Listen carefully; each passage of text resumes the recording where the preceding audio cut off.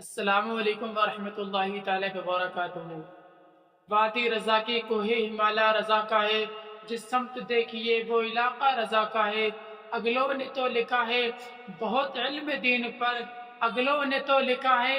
بہت علم دین پر، جو کچھ ہے اس صدی میں وہ تنہا رضا کا ہے۔ بلکہ یوں کہا جائے کہ جو کچھ ہے ان دو صدی میں وہ تنہا رضا کا ہے۔ اعلیٰ حضرت نے قرآن پاک پر وہ تحقیق کی، قرآن پاک کے ہر حرف پر اس طرح سے مہارت دکھائی، اور پھر اگر قرآن پاک کے کسی حرف، کسی زبر یا پھر کسی آیت کا انکار کسی نے کسی طرح سے بھی کیا، یا پھر اس کے جو معنی ہے ان کو بدلنا چاہا،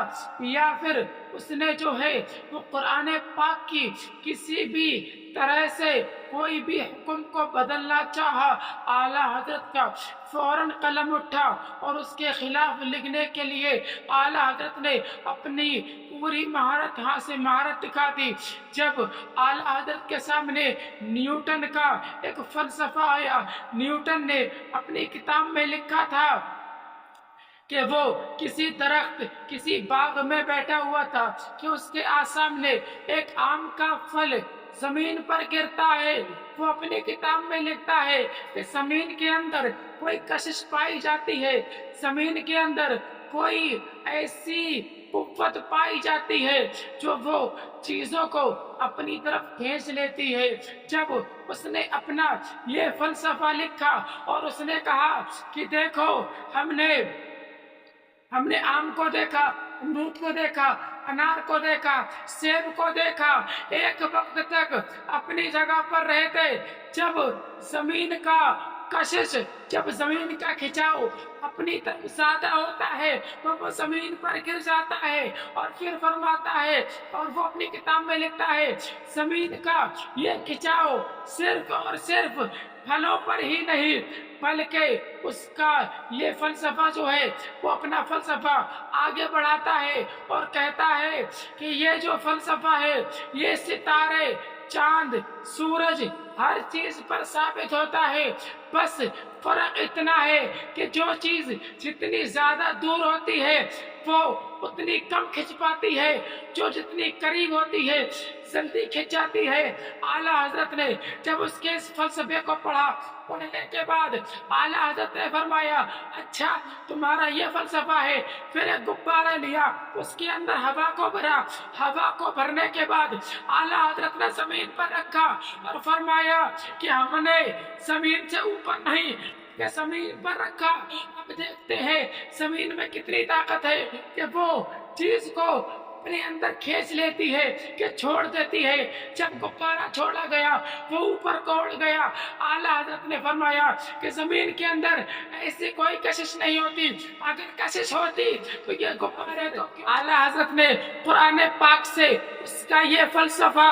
غلط ثابت کیا۔ ہم نے قرآن پاک کو تعبیذ بنا کر اپنے گلے میں تو پہنا، ہم نے قرآن پاک کو تعبیذ لکھ کر کے تو دیا، ہم نے قرآن پاک کی آیتوں کو ڈر بھگانے کے لیے تو یاد کیا، ہم نے قرآن پاک کو خیر و برکت کے لیے یاد تو کیا، ہم نے قرآن پاک کو خیر و برکت کے لیے تو گھر میں رکھا، قرآن پاک کو خیر و برکت کے لیے اپنے مکان، دکان اور کاروبار کے لیے تو رکھا، لیکن قرآن پاک سے کوئی سبق حاصل نہیں کیا۔ ہم نے قرآن پاک کو اپنے مردوں کو تو بخشوانے کے لیے پڑھوایا، ہم نے قرآن پاک کو جو ہے وہ اپنے گھریلو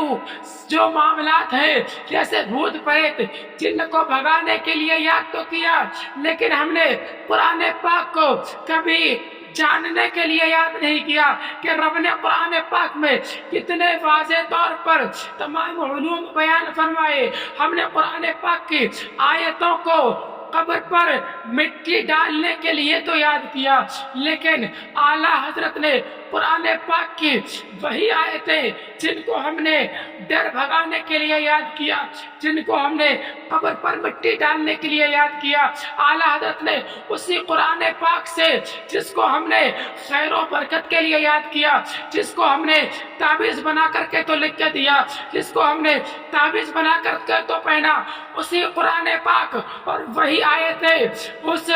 نیوٹن کے اس فلسفے کے مقابلے میں رکھی، اور جس کا جواب نیوٹن کیا قیامت تک آنے والے لوگوں کو نہ دے ملا۔ اعلیٰ حضرت نے فرمایا، میرا رب فرماتا ہے منہا خلقناکم وفیہا نعیدکم ومنہا نخرجکم تارۃ اخری۔ میرا رب فرماتا ہے ہم نے تمہیں مٹی سے پیدا فرمایا، مٹی میں واپس لوٹائیں گے، پھر دوبارہ مٹی سے اٹھائیں گے۔ میرے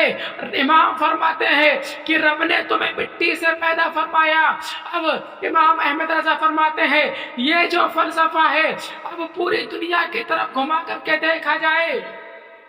آج کے سمے میں اگر ہمارے پاس کسی طرح کا بھی کوئی درخت دکھتا ہے، یا پھر درخت پر پھول دکھتا ہے یا پھول پر پھل دکھتا ہے، اور اس پھل کے اندر کوئی بیجا ہوتا ہے، وہ ساری کی ساری چیز مٹی سے بنی ہے۔ میرے امام فرماتے ہیں، اور اس کے بعد آج کے سمے میں سائنس نے یہ ثابت کر دیا کہ جتنی بھی چیزیں، چاہے وہ لوہا، پلاسٹک، تانبا، سونا، چاندی، چاہے کچھ بھی ہو، وہ سب کے سب مٹی سے ہی بنتے ہیں۔ مٹی کی کوئی نہ کوئی قسم ان کے اندر پائی جاتی ہے۔ میرے امام فرماتے ہیں کہ اس کا مطلب یہ نہیں کہ ہر چیز میں یعنی زمین کے اندر کوئی قوت پائی جاتی ہے۔ میرے امام فرماتے ہیں کہ میرا رب فرماتا ہے ہم نے تمہیں مٹی سے پیدا کیا، مٹی میں لوٹائیں گے، تو اس کا مطلب یہ ہوا کہ ہر چیز اپنی اصل کی طرف لوٹ جاتی ہے۔ درخت کی اصل مٹی تھی، درخت پر جو پتے، جو پھول لگتے ہیں ان کی اصل مٹی تھی، پھول پر جو پھل لگتے ہیں ان کی اصل مٹی تھی، پھل پر جو بیج اگتے ہیں ان کی فصل میں ان کی اصل جو تھی وہ مٹی تھی۔ ہر چیز کی اصل اگر دیکھی جائے تو وہ مٹی ہوتی ہے، اور ہر چیز اپنی اصل کی طرف لوٹ جاتی ہے۔ اب چاہے کوئی کتنی ہی اونچائی پر ہو، چاہے وہ کتنی ہی نیچے ہو، جب تک اس کے اندر وہ چیز پائی جاتی ہے، اس کے اندر ادھر پڑنے کی قوت پائی جاتی ہے۔ جس طرح سے ایک غبارے کے ایک ببل کے اندر جب ہوا بھری جاتی ہے تو ہوا کی تاثیر، ہوا کا جو رخ ہوتا ہے وہ اڑنا ہوتا ہے، ہوا کی تاثیر اوپر رہنا ہوتی ہے، وہ اس غبارے کو لے کر اوپر اڑ جاتی ہے۔ لیکن جب اس غبارے سے ہوا نکلتی ہے، زمین پر آ جاتی ہے، میرے امام فرماتے ہیں کہ میرا رب قرآن پاک میں فرماتا ہے ہر چیز اپنی اصل کی طرف لوٹ جاتی ہے۔ اور پھر میرے امام نے قرآن پاک کی بے شمار آیتیں اس کے ضمن بیان فرما کر سائنس پر اپنا سکہ بیٹھاتے ہوئے کہا کن کے رضا ہے خنجرے خوخار فرق بار، آدھا سے کہہ دو خیر منائے نہ شر